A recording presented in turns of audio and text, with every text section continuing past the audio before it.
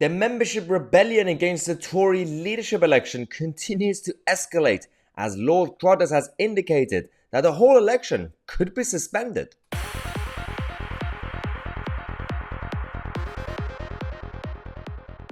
Alright, well, while Rishi Sunak and Liz Truss are busy touring the country and leaking against each other and exposing each other's hypocrisies and making big promises that some of them might be broken in the future, the Tory members, not all of them are happy about this race. There's a big chunk of them.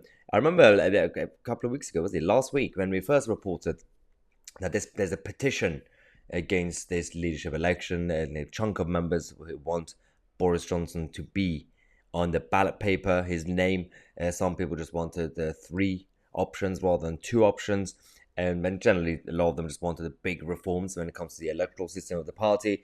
There were about 2,000 people that signed it, and some people said, it's only 2,000 people.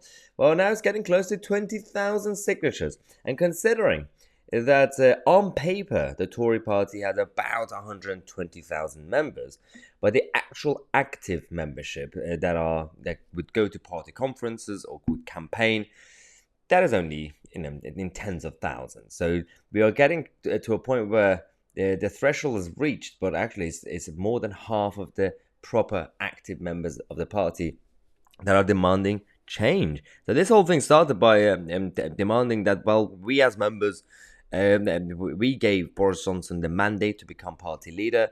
We can't just have the Tory MPs getting rid of him without asking our permission. Now, Lord Crowthers, who's close to Boris Johnson, started this campaign, and it was supposed to be about putting Boris Johnson's name on the ballot paper. He said, this started being about Boris, but has become something bigger since then.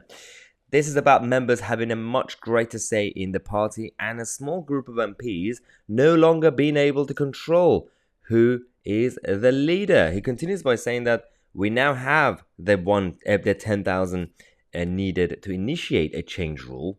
The party has between 28 and 56 days to take action. We will be talking next week, and it may not be too late to put Boris back on the ballot. The whole competition could end up having to be suspended. This is absolutely fascinating because they're now talking about completely suspending this election, or if they manage to put Boris Johnson's name on a ballot paper sooner than later, then the members could actually have a say. They could either give permission for Boris Johnson to stay, or they could say, well, even we as members want you to go. So MPs want you to go, members want you to go, then that's it.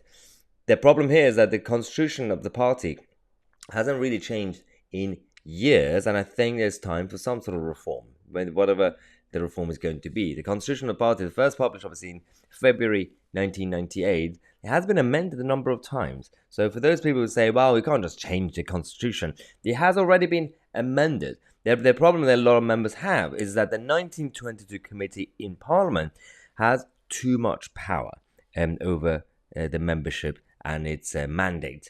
They are the ones who can trigger leadership elections, the no confidence vote in the current party leader, and they're the ones that they send you 2 options out of all the nominees, and the members can only vote for 2 candidates. And also, the way that the Tory party system works is that, as you guys remember, in 2016, when you had Theresa May and Angela Leadsom, who were the top 2 candidates, at the end of the day, when Angela Leadsom withdrew from the race, Theresa May automatically became party leader and prime minister. So some people are not happy about that part of the system either. So there could be time for to change the rules, or maybe if not this time, maybe next time. This conversation has finally started, and I think it's a good thing that the Tory party moves on with times. As we progress, they should also evolve as well. Well, let me know your thoughts in the comment section. I'm Tousi, and we